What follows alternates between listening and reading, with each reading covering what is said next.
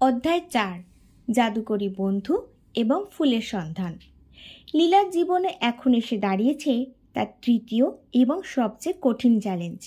এই চ্যালেঞ্জটি ছিল জাদুকরী ফুল খুঁজে বের করা, একটি এমন ফুল যা শুধুমাত্র রাতের গভীরে অন্ধকারে ফোটে এবং বনের সবচেয়ে দুর্গম গভীরে লুকিয়ে থাকে। এই ফুলটি ছিল অত্যন্ত দুর্লভ, এমনকি বনের পশু পাখিরাও এর অবস্থান সম্পর্কে স্পষ্ট কিছু জানত না। লীলা শুনেছিল যে এই ফুলটি পাপড়ির রঙিন আলো ছড়ায় এবং এটি যে কারো হাতে পড়লে তাকে অসাধারণ শক্তি দিতে পারে। তবে এই ফুলের সন্ধান পাওয়া এতটাই কঠিন ছিল যে সাধারণ মানুষের পক্ষে বনের সেই গভীর অংশে পৌঁছানো প্রায় অসম্ভব বলেই মনে হতো। লীলাও অবশ্য হাল ছাড়ার পাত্রী ছিল না। প্রথম দুটি চ্যালেঞ্জ যে সে সাহস ও বুদ্ধিমত্তা দেখিয়েছিল তা তার মনে আত্মবিশ্বাস জাগিয়ে তুলেছিল। সে নিজেকে বলল, আমি যদি আগের দুটো চ্যালেঞ্জ পার করতে পারি তাহলে এটাও পারবো। আমার কাছে সময় কম, কিন্তু আমি হার মানব না। তার চোখে ছিল দৃঢ় সংকল্প আর মনে ছিল একটি অদম্য ইচ্ছে, বনের রাজার সামনে গিয়ে দাঁড়ানোর। সূর্য তখন পশ্চিম দিগন্তে ডুব দিয়েছে, আকাশে চাঁদ উঠেছে আর তার মৃদু আলো বনের গাছপালার মধ্যে দিয়ে ছড়িয়ে পড়েছে। লীলা তার ছোট্ট আলোর বলটি হাতে নিল। এই আলোর বলটি ছিল তার একটি বিশেষ সঙ্গী। এটি কেবল পথ দেখায় না, বরং একটি উষ্ণতা ছড়ায় যা লীলার মনে সাহস যোগায়। সে গভীর নিঃশ্বাস নিয়ে বনের দিকে পা বাড়ালো। রাতের বন ছিল এক ভিন্ন জগৎ। দিনের বেলায় যে গাছগুলো সবুজ আর শান্ত মনে হতো, রাতে তারা যেন ছায়ার দানবের মতো দীর্ঘ হয়ে উঠেছিল। বাতাসের পাতায় মৃদু শব্দ শোনা যাচ্ছিল আর দূর থেকে শিয়ালের ডাক ভেসে আসছিল। লীলার মনে একটু ভয় জাগল। সে অন্ধকারে একা আর চারপাশে অজানা শব্দ। কিন্তু সে নিজেকে শান্ত করল। ভয় পেলে কিছু হবে না, সে নিজের মনে বলল, আমাকে এগিয়ে যেতে হবে। আলোর বলটি তার পথ আলোকিত করছিল আর সেই আলোর উষ্ণতা তাকে এগিয়ে যাওয়ার শক্তি দিচ্ছিল। লীলা বনের গভীরে যতই এগিয়ে যাচ্ছিল ততই চারপাশের পরিবেশ অদ্ভুত হয়ে উঠছিল। হঠাৎ সে একটি মৃদু হাসির শব্দ শুনতে পেল। শব্দটি এতটাই হালকা ছিল যে প্রথমে সে ভাবল এটা তার মনের ভুল। সে থেমে গিয়ে চারপাশে তাকালো। গাছের পাতার ফাঁক দিয়ে চাঁদের আলো পড়ছিল, কিন্তু কাউকে দেখা যাচ্ছিল না। তারপর হঠাৎ তার সামনে একটি ছোট্ট খরগোশ লাফিয়ে এলো। এটি কোনো সাধারণ খরগোশ ছিল না। এর গায়ের রং ছিল রূপালি, যা চাঁদের আলো ঝকঝক করছিল। এর কানের প্রান্তে সোনালি রেখা ছিল, আর সবচেয়ে আশ্চর্যের বিষয় ছিল এর চোখ দুটি ছোট্ট তারার মতো জ্বলজ্বল করছিল। লীলা অবাক হয়ে তাকিয়ে রইল।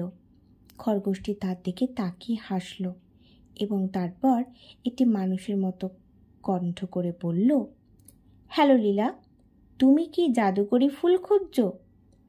লীলা প্রথমে ভয়ে পিছিয়ে গেল, কিন্তু তারপর নিজেকে সামলে নিয়ে বলল, হ্যাঁ, আমি খুঁজছি। তুমি কিভাবে আমার নাম জানলে? খরগোশটি আবার হাসল। এই বনের সবাই তোমার কথা জানে, সে বলল।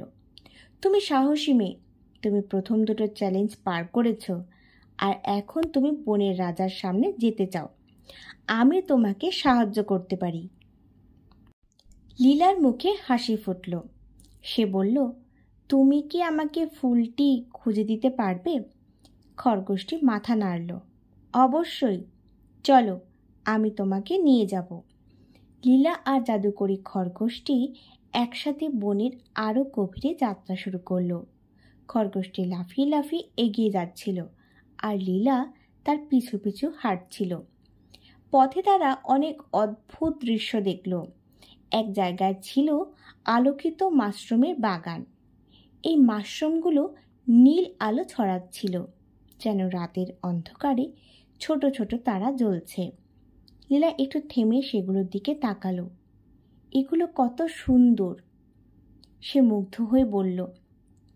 খরগোশটি হেসে বলল, এই বন জাদুতে ভরা, তুমি যত গভীরে যাবে তত অদ্ভুত জিনিস দেখবে।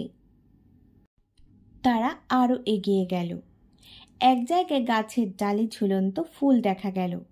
এই ফুলগুলো রাতে জোনাকির মতো জ্বলছিল, কখনো হলুদ কখনো সবুজ আলো ছড়াচ্ছিল।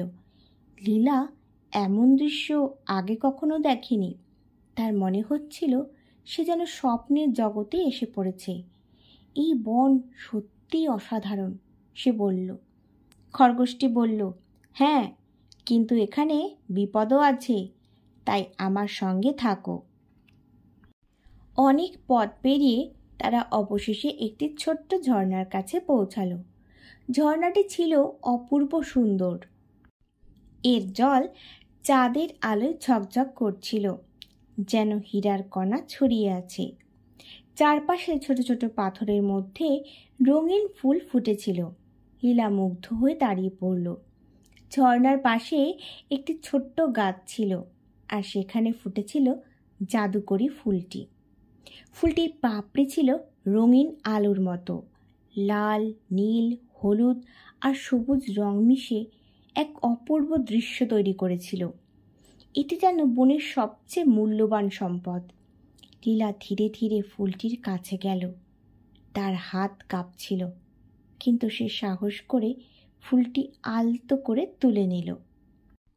আশ্চর্যের বিষয়, ফুলটি তার হাতে থাকলেও এর আলো একটুও কমল না। লীলা খরগোশটির দিকে তাকিয়ে বলল, ধন্যবাদ বন্ধু, তুমি ছাড়া আমি এটি কখনোই খুঁজে পেতাম না। খরগোশটি হাসল। তুমি খুব ভালো মেয়ে লীলা, আমি তোমার বন্ধু হতে চাই। লীলা হেসে বলল, আমিও, আমরা চিরকালের বন্ধু থাকব। এইভাবেই লীলা তার তৃতীয় চ্যালেঞ্জ পূরণ করল।